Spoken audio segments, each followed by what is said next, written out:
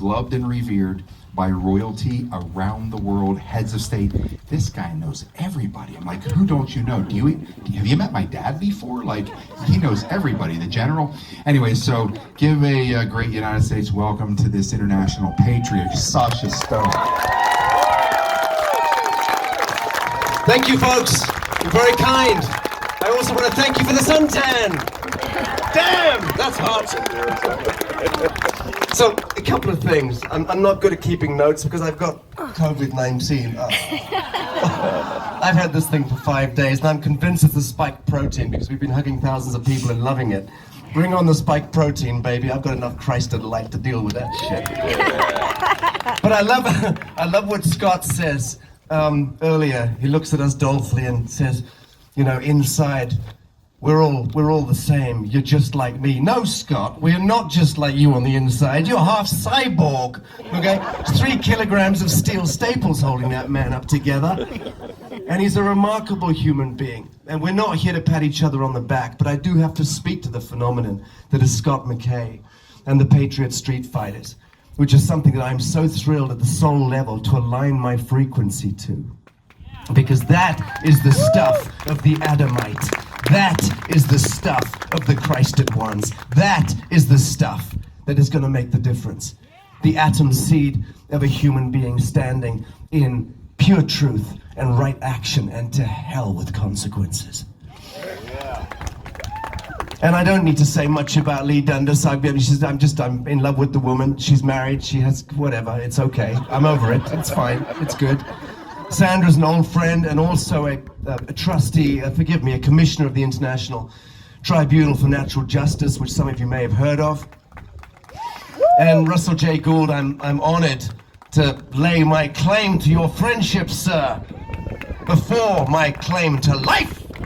And he's going to be walking us all through that process in the coming weeks and months. And Scott McKay and I, his tomahawk and my little quill, will be standing there hoping to educate as many people to the extraordinary vernacular, the syntax, the grammar of this extraordinary man, Russell J. Gould. When I was coming here off the main road, and I was lied to by someone who said, oh, it's just a little road. No, it wasn't. It was 10 miles of dust cloud is what it was. And it was fine. And I'm the man you can throw rocks at my head. I'm the man who prevented Scott from bringing his bus down here, and I think you'll thank me later on. But the point is, when we were coming here, and I'm leaning out the windows, and I'm one man who's been to almost all the deserts in the world, except for the Gobi. I love deserts, and I've spent years living in them, in Egypt, in Morocco. I've been to the desert of Sketis, into the Great White Sahara, the Giza Plateau, you know, all of these deserts. I know them, the Kalahari. I love desert. It's my space. It's where I went to resurrect myself 24 years ago. And I'll tell you, when I was driving down this road here with Gio, my technical director, come drone operator, come driver, come just amazing guy. And I said, you know what?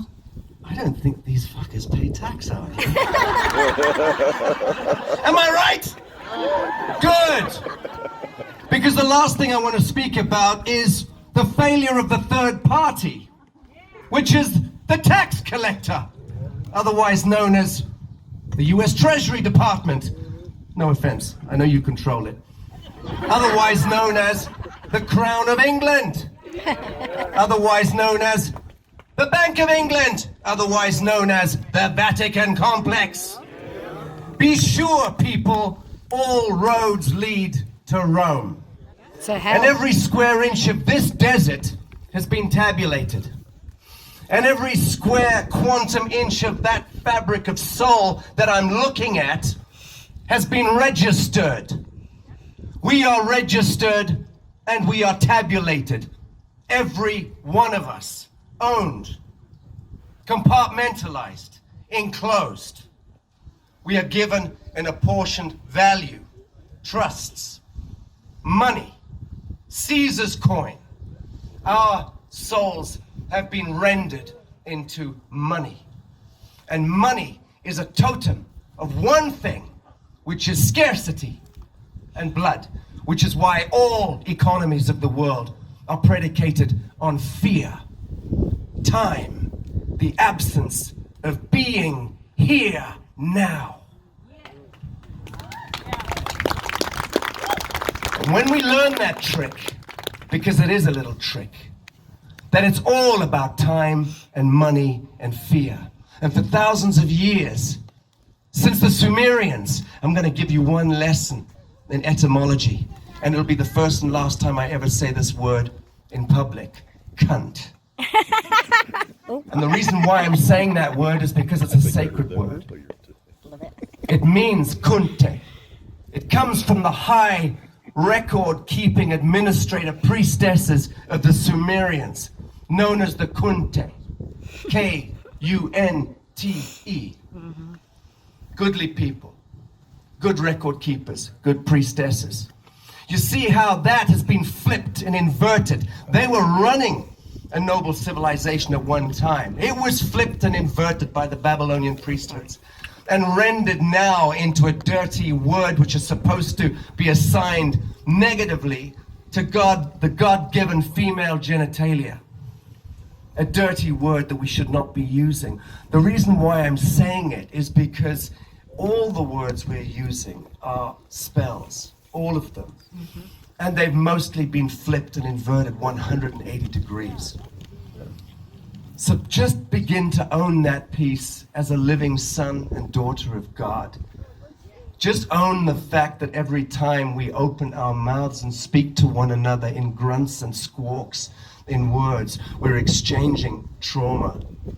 We're sharing the trial of separation, the hurt and the pain of the severance of the umbilical cord, and all the defilements and the desecration that comes with this fucked up life, which brings us to this perfect geometry of now, where we can, all of us, exchange fire in the eyes and say, we've arrived, we've come of age, we're going to shake this devil off our backs.